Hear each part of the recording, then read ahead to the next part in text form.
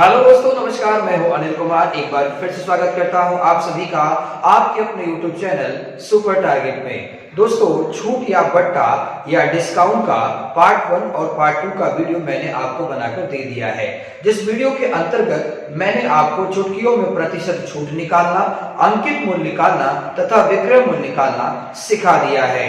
उम्मीद और आशा करता हूं कि आपने उन सभी वीडियो को देख लिया होगा और उनसे आपने काफी कुछ नया जरूर सीखा होगा। दोस्तों, उन दोनों वीडियो में जब मैं आपको पढ़ा रहा था तो कहीं ना कहीं हमारे दिमाग में ये बना हुआ था कि अगर कोई दुकानदार हमें डिस्काउंट दे रहा है तो लिखे हुए दाम पर ही दे रहा है, अंकित मूल्य पर दे रहा है, तो वास्तव में लाया कितने का होगा। जरा आप ही सोचिए, अगर कोई दुकानदार 1000 रुपया वस्तु पर लिखा हुआ है, हमें 200 रुपया कम करके अगर वो 800 रुपए का बेच दे रहा है तो क्या उसको घाटा हो गया? बिल्कुल नहीं दोस्तों, आप भी समझदार हैं कि अगर 1000 रुपया लिखकर कोई दुकानदार 200 रुपया हमें कम कर दे रहा है और 800 रुपए का बेच दे रहा है, यानी कि वस्तु 800 रुपए से भी सस्ती रही होगी, तो वो वस्तु होगी कितने की? वस्तु का ओरिजिनल दाम क्या होगा? ये पार्ट 1 और पार्ट 2 के वीडियो से ही हमारे और आपके मन में एक सवाल बना हुआ है कि वास्तव में दुकानदार वस्तु लाया कितने का था, यानी वस्तु का ओरिजिनल दाम कितना था, वस्तु का कॉस्ट प्राइस कितना था, वस्तु का कीमत जिसे हम मैथ में क्रय मूल्य कहते हैं वो कितना था। तो दोस्तों, आज की वीडियो में हम इन्हीं सवालों पर बात करने वाले हैं, जिसमें हर सवाल में प्रतिशत छूट की चर्चा होगी और बेचते समय दुकानदार को कितने प्रतिशत का लाभ या हानि हुआ इसकी भी चर्चा होगी और बदले में आपसे पूछा जाएगा कि बताइए वस्तु का ओरिजिनल दाम कितना था, यानी वस्तु खरीदी कितनी गई, तो यानी कि वस्तु खरीदी कितने की गई थी। तो दोस्तों, वीडियो के साथ अंत तक बने रहिएगा। काफी रोचक और आपके एग्जाम के हिसाब से काफी इंपॉर्टेंट वीडियो होने वाला है ये, तो प्लीज वीडियो को अंत तक देखिएगा। और अगर आप हमारे चैनल पर नए हैं तो वीडियो को लाइक करके चैनल को सब्सक्राइब भी कर दीजिएगा, बेल आइकॉन भी दोस्तों दबा ही दीजिएगा ताकि हमारे आने वाले लेटेस्ट वीडियो का नोटिफिकेशन आपको सबसे पहले मिलता है। तो आइए शुरू करते हैं। आइए दोस्तों, पहला प्रश्न स्क्रीन पर आ चुका है, आप देख पा रहे हैं प्रश्न को। प्रश्न लिखा है, एक वस्तु का अंकित मूल्य 600 रुपया है, विक्रेता 20% का बट्टा देने के बाद भी 20% का लाभ प्राप्त कर लेता है, वस्तु का क्रय मूल्य ज्ञात कीजिए। जैसा कि प्रश्न में लिखा हुआ है कि एक वस्तु आप खरीदने गए थे तो उस वस्तु पर लिखा हुआ था 600 रुपया, यानी वस्तु का जो प्रिंट प्राइस था वो 600 रुपया था। जब आप उसको खरीदने लगे तो दुकानदार आपको 20% का डिस्काउंट दिया, लिखा है ना, विक्रेता 20% का डिस्काउंट देने के बाद भी 20% का लाभ हो गया। बिल्कुल कोई इंसान छूट इसलिए देता है ताकि आपको लूट सके। बिल्कुल अगर उसने 20% का छूट दिया तो बदले में 20% का फायदा भी कमाया, क्योंकि वो विक्रेता था, दुकानदार था, वस्तु को बेचने वाला था। कोई भी इंसान नहीं चाहता कि मैं अपने वस्तु को बेचूं और मुझे नुकसान हो जाए।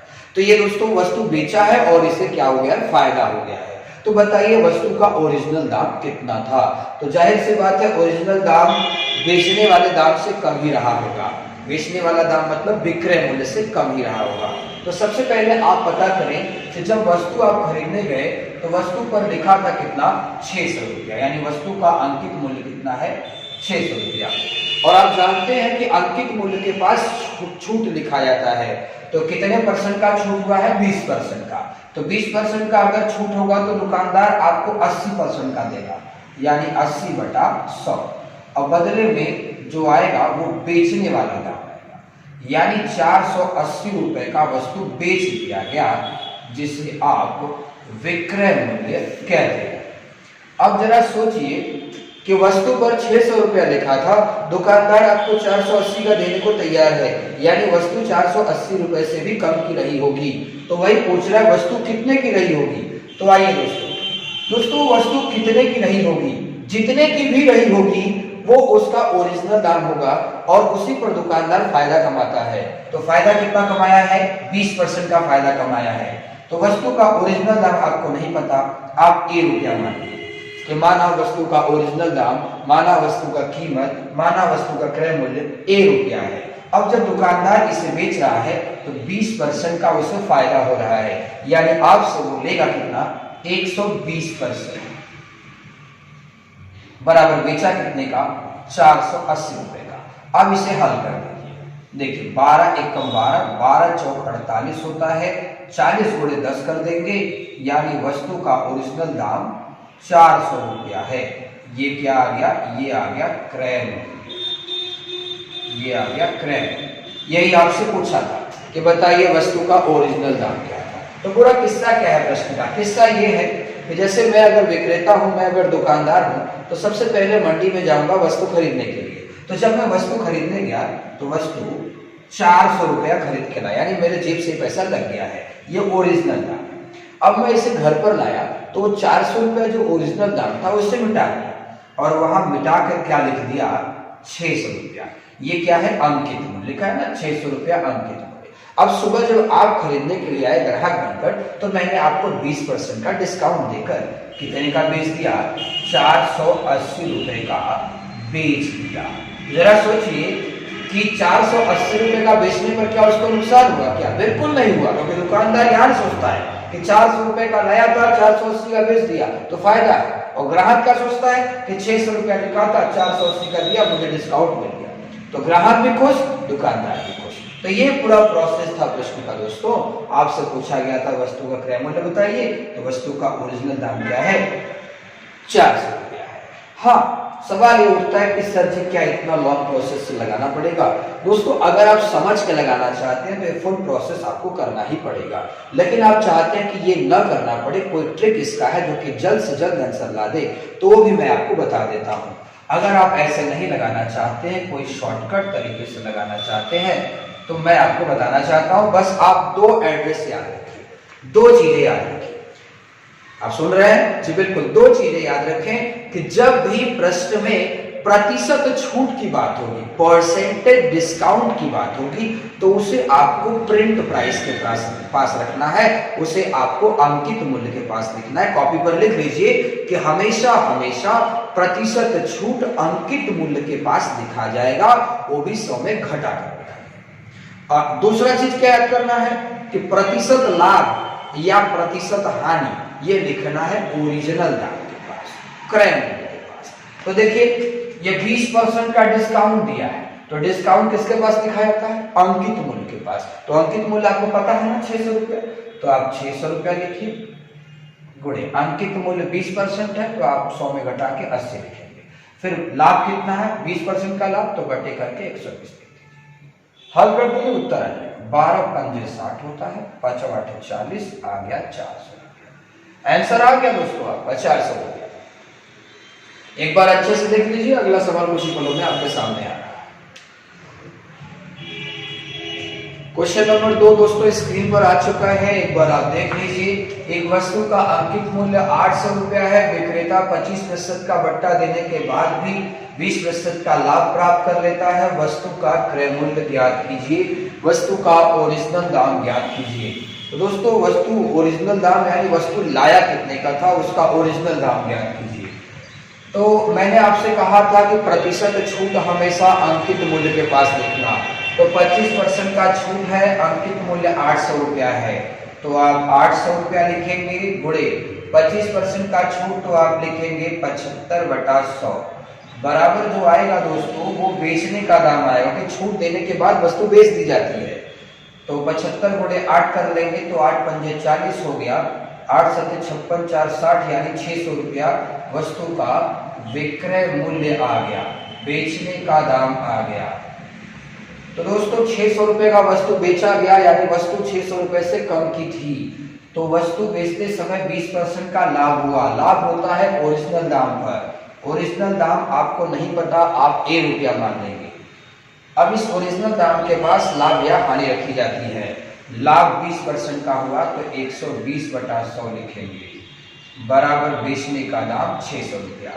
12 पंजे 60 होता है, 5 गुणा 100 में कर देंगे, वस्तु का ओरिजिनल दाम कितना आ गया? 500 रुपया। ये वस्तु का क्रय मूल्य है, जिसे आप कॉस्ट प्राइस भी कहते हैं। शॉर्टकट तरीके से लगाना है, ट्रिक से लगाना है तो भी लग जाएगा। बस आपको 2 चीजों का ध्यान देना होगा कि परसेंटेज छूट हमेशा अंकित मूल्य के पास लिखिए, और परसेंटेज लाभ या हानि हमेशा क्रय मूल्य के पास लिखिए। ठीक है, तो अंकित मूल्य 800 रुपया है, इसके साथ छूट बैठेगा 75, भाई 25% का छूट तो 75 लिखेंगे। फिर लाभ हानि 20% का लाभ है तो 120। अब इसको हल कर दीजिए। देखिए 15 25 75 होता है, 15 वाटे 120 होता है। 8 काट देगा, 8 को 100 बार में, 800 को 100 बार में काट देगा और 100 25 कितना होगा 500, यानी 500 रुपया ओरिजिनल दाम था। 500 रुपया ओरिजिनल दाम का मतलब 500 रुपया का खरीद के लाया था और उसके ऊपर 800 रुपया वो लिखा था, और जब आप खरीदने गए तो आपको पड़ गया कितने का 600 रुपए का। तो आप देख सकते हैं ये बिजनेस व्यापार करने का तरीका है कि कोई दुकानदार 500 रुपए का वस्तु खरीद कर लाता है, 800 रुपया उस पर लिख देता है, और जब आप खरीदने जाते हैं तो आपको एक लॉलीपॉप देता है जिसका नाम छूट है, आपको खुश करता है वो देकर। तो वो लॉलीपॉप, उस छूट नामक लॉलीपॉप को देकर आपको 600 रुपए का वस्तु बेच दिया जाता है। यानी वस्तु का ओरिजिनल दाम कितना था 500।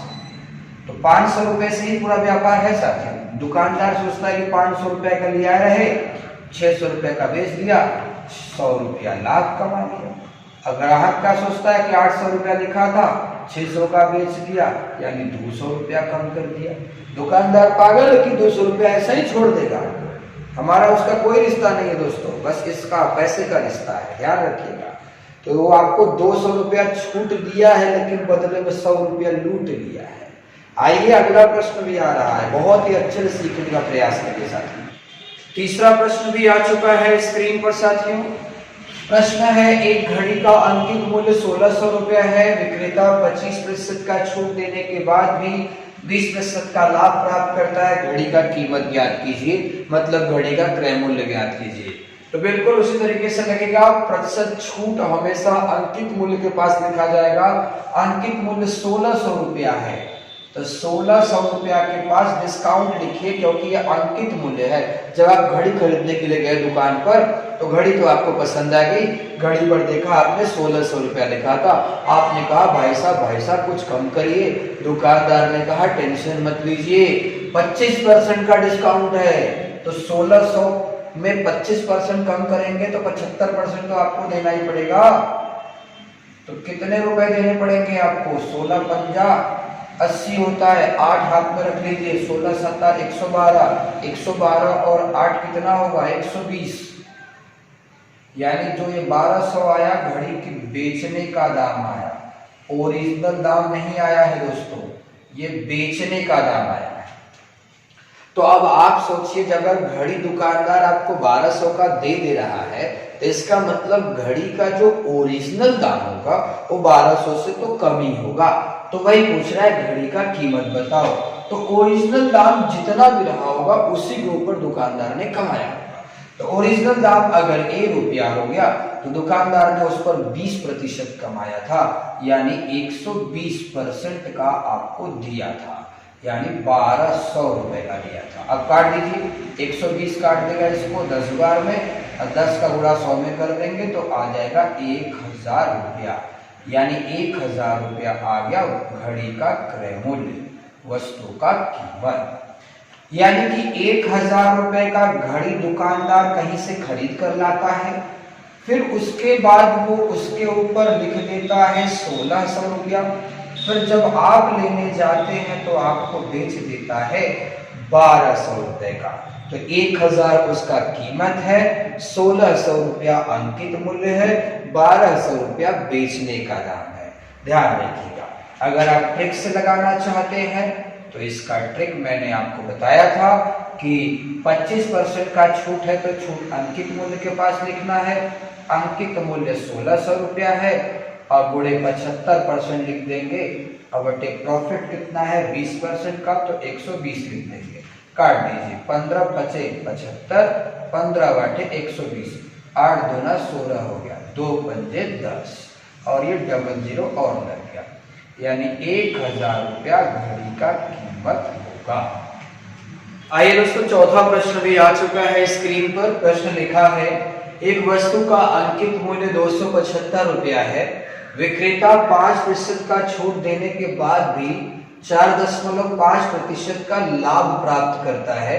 वस्तु का कीमत ज्ञात कीजिए, वस्तु का ओरिजिनल दाम, वस्तु का क्रय मूल्य ज्ञात कीजिए। तो बिल्कुल घबराने की बात नहीं है, कोई भी दुकानदार छूट ऐसे ही नहीं देता, वो बढ़ा के लिखा रहता है तभी छूट देता है। तो अंकित मूल्य 275 रुपया है, अंकित मूल्य के ऊपर ही छूट होगा। तो अंकित मूल्य 275 रुपया, इसके ऊपर दुकानदार ने 5% का डिस्काउंट दे दिया, यानी कि आपको वस्तु 95% का बेच दिया। अब इसको हल करिए, इसे काटने का प्रयास करिए। अगर आप 25 से काटेंगे तो 25 एकम 25, फिर 25 एकम 25, 25 चौका 100। अब आ गया कितना, 11 गुणे 95/4। अब आप कितना भी कोशिश कर लीजिए कट नहीं पाएगा, कटेगा तो दशमलव में जाएगा। तो इतने में तो बच्चे पेन छोड़ देते हैं कि अरे बाप रे अब तो कट नहीं रहा है, तो लगता है सवाल गलत हो जाएगा। बिल्कुल नहीं साथियों, आप ऐसा क्यों सोचते हैं। अंकित मूल्य के पास जब आप बट्टा रखेंगे, डिस्काउंट रखेंगे, तो बेचने वाला दाम आएगा। तो 11 गुणे 95/4 जो आया है वो बेचने का दाम है, विक्रय मूल्य है। हाँ, अगर प्रश्न में बेचने का दाम पूछता तब मैं इसे काटता, दशमलव में लेकर आता, लक्ष्य तब मेरा यही होता। लेकिन ये पूछा नहीं है, हमसे तो पूछा वस्तु का कीमत बताओ, ओरिजिनल दाम बताओ, और आप जानते हैं दुकानदार ओरिजिनल दाम के ऊपर ही कमाता है। तो ओरिजिनल दाम आपको नहीं पता, ₹1 मान लिया, तो उस ओरिजिनल दाम पर 4.5% का लाभ हुआ। लाभ 100 में बढ़ा के लिखा जाता है, 4% रहेगा तो 104 लिखोगे, 4.5 है 0.5 बढ़ा के लिख देना। तो 104.5/100 बराबर बेचा कितने का, 11 गुणे 95/4। देखिए दशमलव एक अंक पे हट जाएगा तो शून्य सट जाएगा। अब धीरे धीरे इसी को काट दीजिए, आंसर आपका आ जाएगा। देखिए a बराबर, बहुत अच्छे बालक है तो यहीं पर काट सकते हैं, थोड़ा मैथ्स वीक है तो पक्षांतर कर लो आप, यानी 11 गुणे 95, 1000 ऊपर चला जाएगा और इसके बाद ये 4 इधर हो जाएगा, यानी 1045 गुणे 4। अब इसी को काटने का प्रयास करें।